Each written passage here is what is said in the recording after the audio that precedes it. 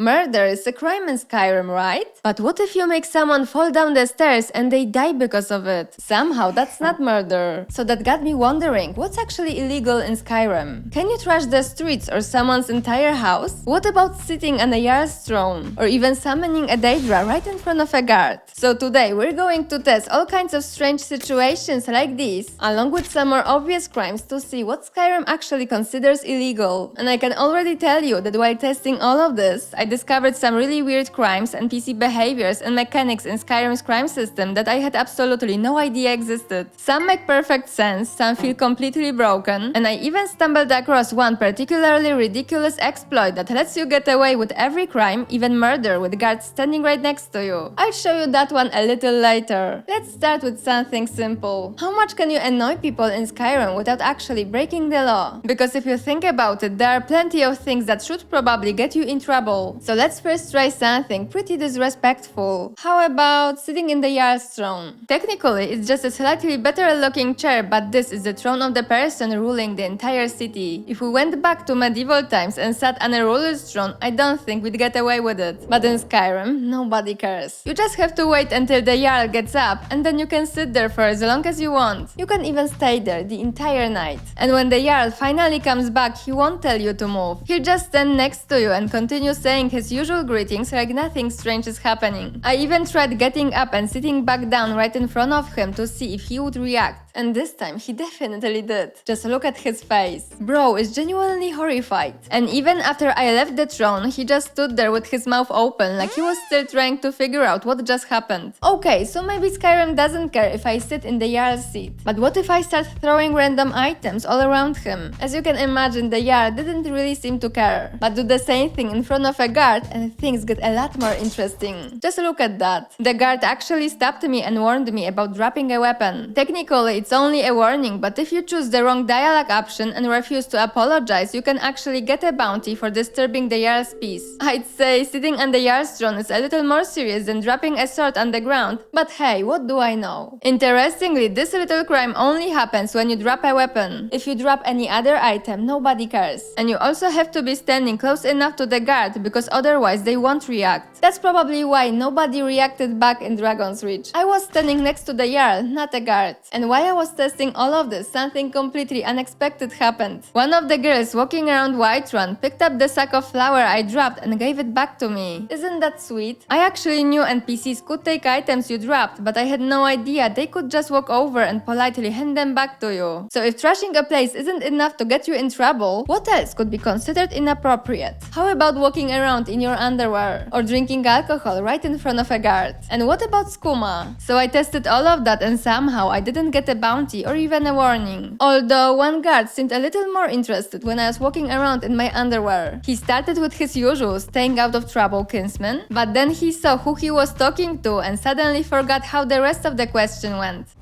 Staying out of trouble.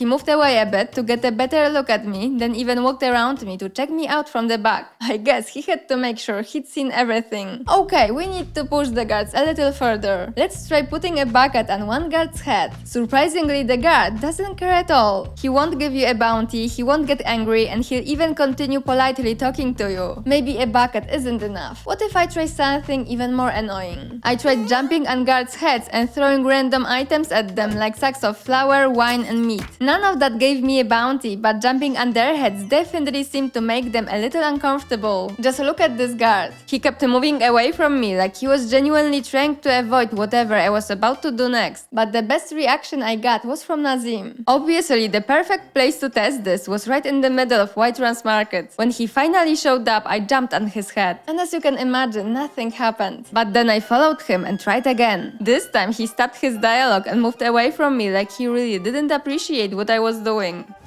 I actually advise.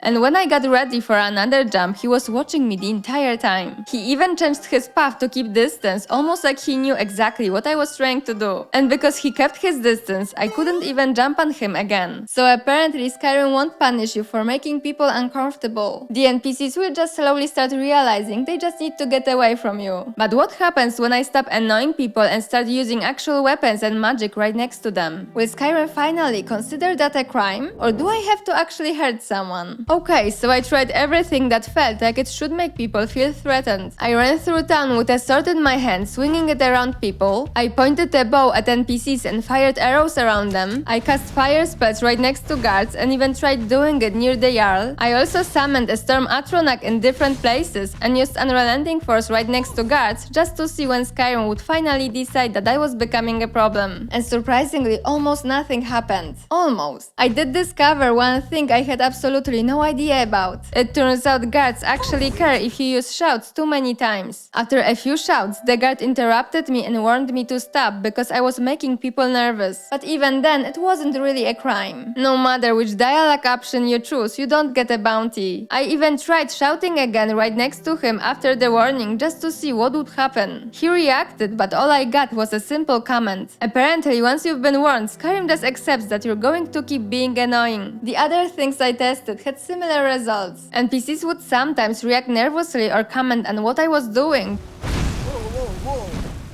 Watch the magic. but nobody actually tried to stop me. So it looks like making people feel threatened isn't enough. Skyrim doesn't care about weapons, spells, or even summoning dangerous creatures in the middle of town. Apparently, we actually have to hurt someone. And guys, believe me, that's where things start getting really interesting. Hurting people is where Skyrim finally starts treating you like a criminal. And there are actually two different crimes here, assault and murder. Assault happens the moment you deal even a single point of damage to someone, and it's worth a 40 gold bounty. And what's funny is that Skyrim doesn't care how you do it. You can punch someone in the face, shoot an arrow into their knee, or set them on fire. It's all exactly the same crime. People nearby will attack you, and if you put your weapon away, a guard will eventually ask you to pay the bounty or go to jail. But assault can get surprisingly weird in Skyrim, and we'll come back to some of those cases a little later. Murder works almost the same way, except you get the assault bounty first, and then 1000 gold murder bounties added on top. Even if you kill someone with one hit, Skyrim sometimes gives you an assault bounty as well, which is a little weird. But that's not even the interesting part. See that guard over there? Let's push him down these stairs with Unrelenting Force. He falls down and we get the expected 40 gold assault bounty. But what if he actually dies from the fall? Surely that should count as a murder, right? Apparently no. The guard dies, and the game still only gives me an assault bounty. Isn't that crazy? It looks like if someone dies because of environmental damage, Skyrim doesn't count it as a murder, even if you're the one who caused it. And it gets even stranger. One time I pushed a guard to his death and didn't even get the assault bounty. Any idea why? Because nobody actually saw me do it, which was pretty lucky considering I was standing in the middle of town. And that's something I really like about Skyrim's crime system. If nobody witnesses your crime, you don't get a bounty. It's not what you did suddenly becomes illegal. You just got away with it because nobody was around to see you do it. If Skyrim gave you a bounty for crimes nobody even saw you commit, it just wouldn't feel very immersive. So yes, you can walk into an isolated place like Angie's camp, attack her, and never get an assault bounty because nobody is there to witness it. You can even kill her and Skyrim still won't give you any bounty. But what if there is a witness? There is actually a pretty interesting mechanic involving witnesses that you might not have come across before. Let's head to Nightgate and so I can show you. There we can find two people inside. The moment I attacked the owner, I instantly got an assault bounty because the other person inside saw it. Then I killed the owner and got the murder bounty. But here's the really interesting part. If I killed the witness as well, the murder bounty disappeared. How cool is that? I honestly think that's a brilliant mechanic, although I do wish the assault bounty disappeared too. Sometimes it actually does, but unfortunately it doesn't work consistently. Okay, but Nightgate Inn is pretty isolated.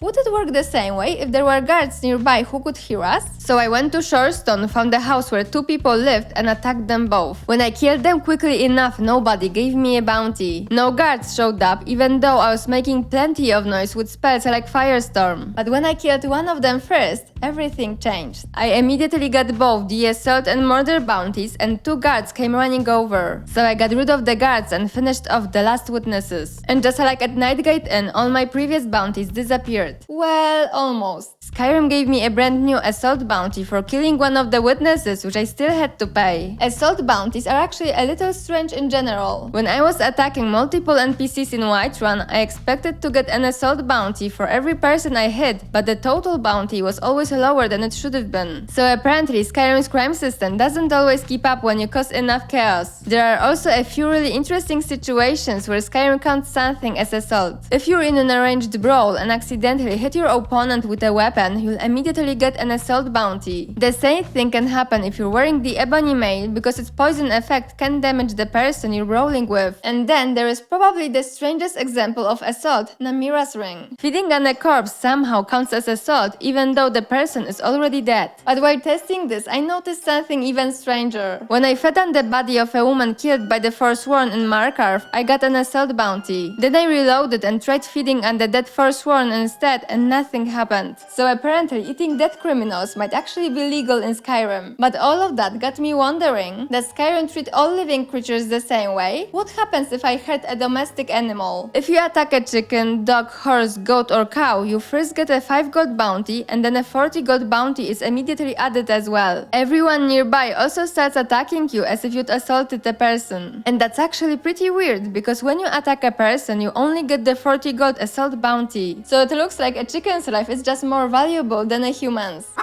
But that got me thinking, why do we get 2 separate bounties? Could the 5 gold bounty before attacking the animal itself, while the 40 gold bounty is added because assaulting someone's animal is also treated as assaulting its owner? Maybe that's how people see it in Skyrim, and that's why they get so aggressive when you kill even a chicken. And believe me, this can really put you in a pretty bad situation if there are no guards nearby to arrest you. In that case, people will just keep attacking you until you die. Your only options are to reload, run away, or find some guards somewhere else and hope they arrest you before everyone else kills you. But you know what's weird though? You don't get any additional bounty for killing an animal. So you always end up with the same 45 gold bounty whether you just assault the animal or actually kill it. So hurting people and their animals is definitely illegal, but what about their property? How protective is Skyrim when it comes to people's homes and belongings? The first thing we should check is getting inside. A lot of houses are locked when nobody is home or when it's late at night. And if you try to break in and someone catches you, you immediately get a 5 gold bounty. You don't even have to actually open the lock and get inside. That makes sense. But what's strange is that if you just open the lock picking menu and start trying to pick the lock but leave before breaking a lock pick or opening the door, nobody cares. So what happens if you do get inside unseen? You can freely walk around until someone notices you. Once they do, they'll warn you to leave. You're not supposed to be in here. You then have around 30 seconds to get out before the NPC calls the guards. When the guard shows up, you get a 5 gold trespassing bounty. So it looks like people in Skyrim actually care about protecting their homes, but only when the door is locked. Because if you walk inside illegally while the front door is open, things become a little strange. You can walk around, check their wardrobes, open the drawers, and look through their belongings. As long as you don't take anything, you're fine. NPCs will follow you around and watch what you're doing, but that's it. And honestly, that's kind of funny. Imagine some stranger just walking into your house, opening every drawer, checking your clothes, and looking through your stuff, and you just follow them around silently. Apparently, people in Skyrim are extremely trusting. So, is there anything illegal you can do inside buildings besides stealing, killing the owners, and opening locked chests? Actually, no. You can completely trash someone's house. You can throw their belongings around, burn their books and food, and even use destructive spells inside their home. None of that counts as a crime. And this isn't just limited to houses. You can do the same things in public areas as well. Skyrim basically has no laws against vandalism. Not to mention that you can use other people's crafting stations without any consequences. Skyrim has no concept of, hey, that's my forge. But the strangest part is probably farming. You can walk into someone's field, harvest their crops, take eggs from their chickens, and just leave. You are basically stealing something that took someone hours of work to produce right in front of them, but Skyrim doesn't consider it theft. And that's actually pretty strange because theft is a real crime in Skyrim. If you steal an item, you get a bounty worth half of its value, and when a guard catches you, they won't just ask you to pay it. They will also take all stolen items from your inventory. But that mechanic got me thinking, what happens if I steal gold? Normally, stolen items are marked as stolen, right? But gold works differently. Any gold you steal just gets added to your total in the bottom right corner. So can guards even tell which gold was stolen? Just look at this. I stole Belether's money and got only a 1 gold bounty, not half the value of the stolen money, which is already pretty strange. But the even stranger part came after I paid. When I checked my inventory, all of the stolen gold was still there. Skyrim took the bounty money, but it didn't take back what I stole. You could make a real fortune this way if NPCs actually kept large amounts of gold in their houses. Not to mention that sometimes, even when NPCs look at you and see you taking their money, they don't react at all. Check out Arcadia. After I stole her money, she started one of her normal greeting dialogues. Then she technically reacted to my crime but immediately started talking normally again and I didn't get any bounty. But do I detect a case of the rattles? Got something for... How dare you!